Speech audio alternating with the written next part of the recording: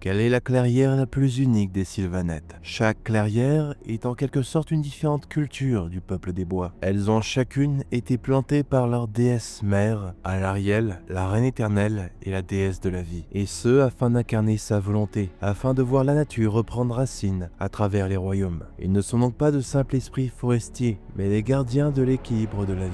D'une part, ils protègent les forêts existantes, et d'une autre part, ils propagent la vie partout là où ils le peuvent, où ils la ramènent là où elle a été éradiquée, brûlée ou corrompue. Si Giran, le royaume de la vie, demeure leur berceau et leur terre la plus sacrée, les Sylvanettes ne s'y limitent pas. On les trouve aussi à Akshi, le royaume du feu, où la végétation doit résister aux climats les plus arides, et même volcaniques, où ils doivent résister au feu et à la cendre. Ou encore à Shaish, le royaume de la mort, qui est naturellement un royaume très inhospitalier à toute forme de vie. Et plus rarement encore, on trouve certaines clairières à Shamon, le royaume du métal. Toutes les tentatives des clairières ne sont pas toujours couronnées de succès. Certaines dépérissent, d'autres sont anéanties. Chaque implantation hors de Giran exige une adaptation profonde, aussi bien physiquement pour le corps des Sylvanettes, mais aussi spirituellement et mentalement. Car pour s'adapter avec les autres royaumes, il faut pouvoir faire corps avec sa nature profonde. Chaque clairière n'est pas définie par le territoire qu'ils occupent. Elles ont toutes une identité unique,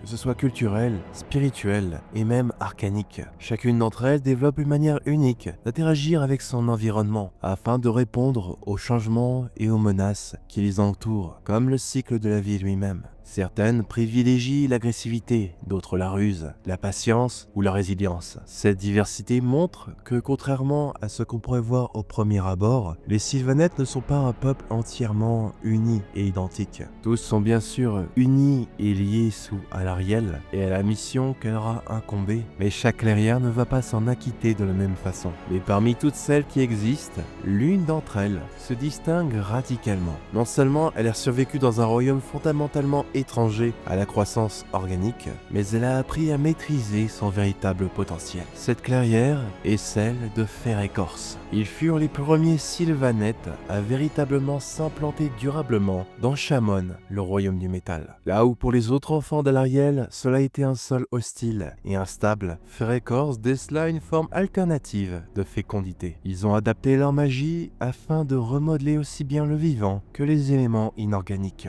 Ils façonnèrent des labyrinthes de ronces, des bastions arborés et des citadelles vivantes, enracinées dans des terres riches en minéraux purs. Ils ont créé une flore à la frontière entre le bois et le métal. Ça peut paraître surprenant au premier abord, mais quand on se dit que seulement 1% d'un arbre est vivant, eh bien les Sylvanettes ont simplement trouvé un moyen de remplacer les 99% restants avec des métaux et des cristaux. Et rapidement, les Sylvanettes de Fer-Écorce ont aussi étendu ce savoir pour faire de même avec leur propre corps. En enfonçant leurs racines dans la terre chamonite, leur bois aussi a commencé à se mêler avec des minéraux. Et leur corps, chargé de dépôts métalliques et cristallins, est devenu extrêmement résistante. Mais cette extraction ne fut jamais excessive.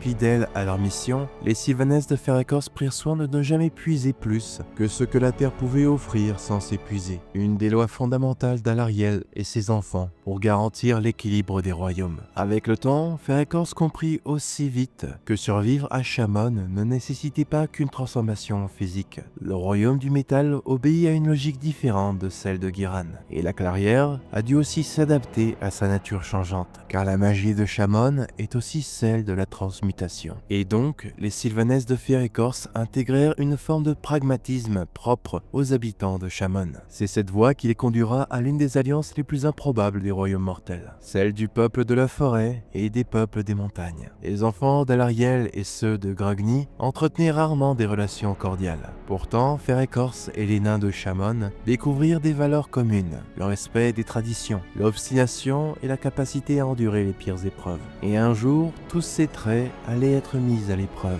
Durant l'âge du chaos, les troncs Khazalides se portèrent à la défense des sites sacrés de Fer-Écorce. Et lorsque les Karaks de Shamon tombèrent les uns après les autres, ces Sylvanettes ouvrirent leur bastion de jade au Doirda en fuite, sauvant d'innombrables vies. Avec les siècles, cette hospitalité se transforma en lien familial. Aujourd'hui encore, certains nains considèrent les Sylvanettes de Fer-Écorce comme leurs propres parents spirituels. Des familles entières de nains se lièrent par serment à certains esprits sylvestres, chaque génération tissant des liens avec les nouvelles incarnations de ces sylvanettes chaque fois qu'ils étaient replantés. Chaque culture a même commencé à honorer la divinité de l'autre. Les clans nains liés au clan de Fer-Écorce respectaient la reine éternelle et les sylvanettes honoraient de même Grogny, le grand forgeron. Ce partage culturel s'est même étendu jusqu'à la plus haute sphère de la clairière, l'archiduc de Fer-Écorce, le haut seigneur de ce peuple, celui qui siège au conseil royal de la reine éternelle elle-même, avec les hauts seigneurs des autres clairières. Ce dernier a désiré rencontrer lui-même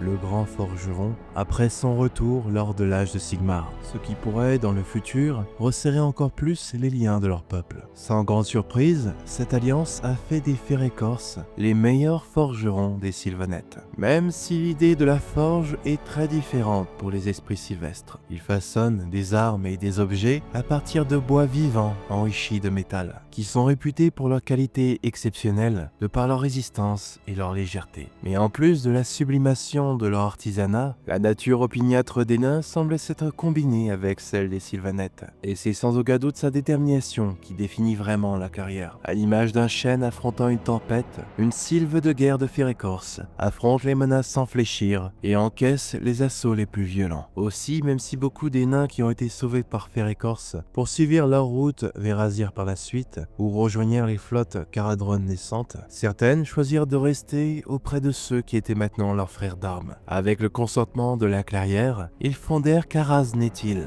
un bastion unique, à la fois carac et forêt. Une cité où sylvanettes et nains vivaient en parfaite symbiose. Sa population est presque parfaitement équitablement répartie entre les deux espèces qui forment un seul peuple. Les forêts environnantes formaient des remparts naturels, composés de bois de cuivre et de chênes de fer, aux feuilles tranchantes comme des rasoirs. Un véritable labyrinthe aux dangereuses défenses naturelles. L'architecture mêlait les halls casalides aux structures vivantes des sylvanettes.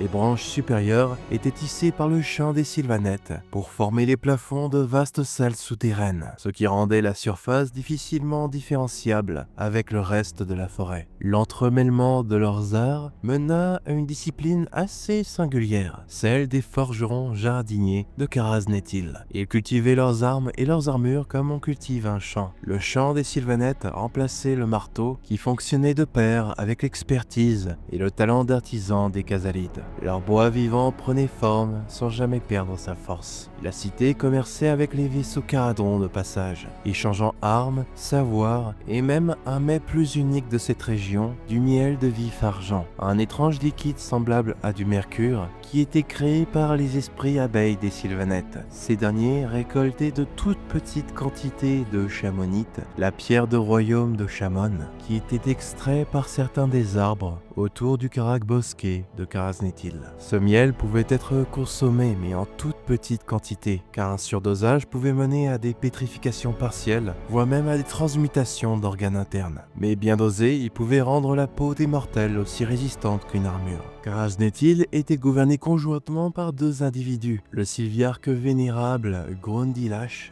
et le roi nain Aedagrim, deux très vieux amis qui ont longtemps régné ensemble. Leur lien fraternel et respectueux incarne les valeurs de la cité. On a d'ailleurs des descriptions de différents endroits de Caraz-Nétil. À la différence des caracs casalides ou des enclaves sylvanettes traditionnelles, le bastion fut pensé dès l'origine comme un organisme vivant, façonné pour durer aussi longtemps que la forêt elle-même. Chaque lieu, chaque espace remplissait à la fois une fonction pratique et symbolique. À l'entrée du bastion se trouvent les portes du premier accueil. Elles commémoraient l'instant fondateur de Caraz-Nétil, l'acte d'hospitalité des sylvanettes et l'arrivée des premiers réfugiés. Les inscriptions y étaient gravées en double langage, des runes casalides et écritures sylvanettes, rappelant leurs promesses faites en des temps sombres, offrir refuge à ceux qui en avaient besoin. Au-delà de la porte s'ouvre une vaste clairière. C'est là que sylvanettes et nains se rassemblent pour célébrer, débattre et chanter. Il est d'ailleurs dit que l'union des chants sylvanettes mêlés au cœur des casalides donne naissance à des harmonies uniques.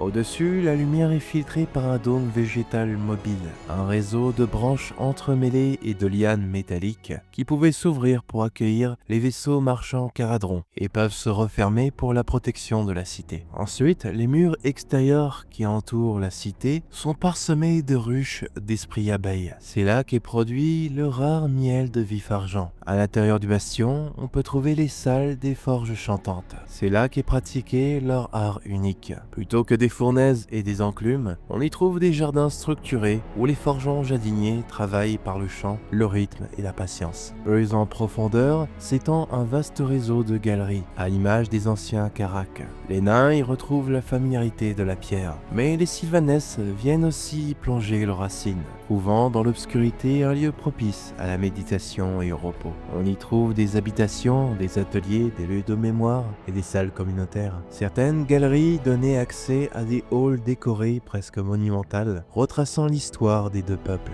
Au cœur de Kharaznathil, on peut trouver les salles des seigneurs, le lieu de gouvernance, de justice et de politique. La salle est conçue comme un espace parfaitement symétrique. Deux trônes se font face, séparés par un vaste espace central. L'un taillé dans un tronc ancien, renforcé de métal vivant, était destiné au seigneur Grundilash. L'autre, sculpté dans la pierre, appartenait au roi Aedagrim. Cette disposition n'était bien sûr pas décorative. Elle rappelait en permanence que Kharaznathil ne pouvait être gouverné par une seule voix.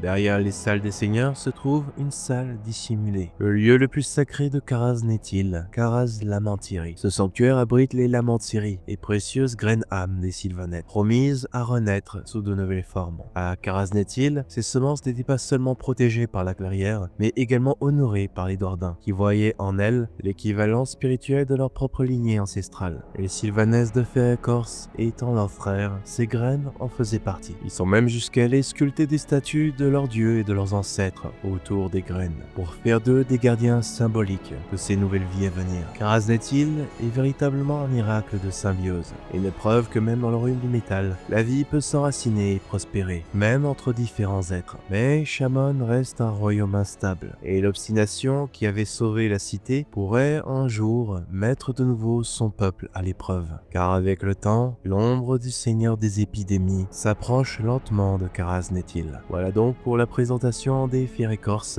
et d'un de leurs bastions singuliers. Si jamais Kharaznathil vous a rendu curieux, ce lieu fait partie d'un supplément du jeu de rôle de l'âge de Sigmar Soulbound, où vous pouvez, avec un groupe, essayer de sauver le peuple de Kharaznathil, soit en étant un groupe d'aventuriers ou en étant des membres de ce peuple. Et il est même possible aussi, à l'inverse, de faire partie de ceux qui vont attaquer cet endroit, car dans Soulbound, il est possible de jouer des groupes de toutes les allégeances, dont le chaos grâce au supplément de Champion of Chaos. Merci d'avoir regardé la vidéo jusqu'au bout et à la prochaine.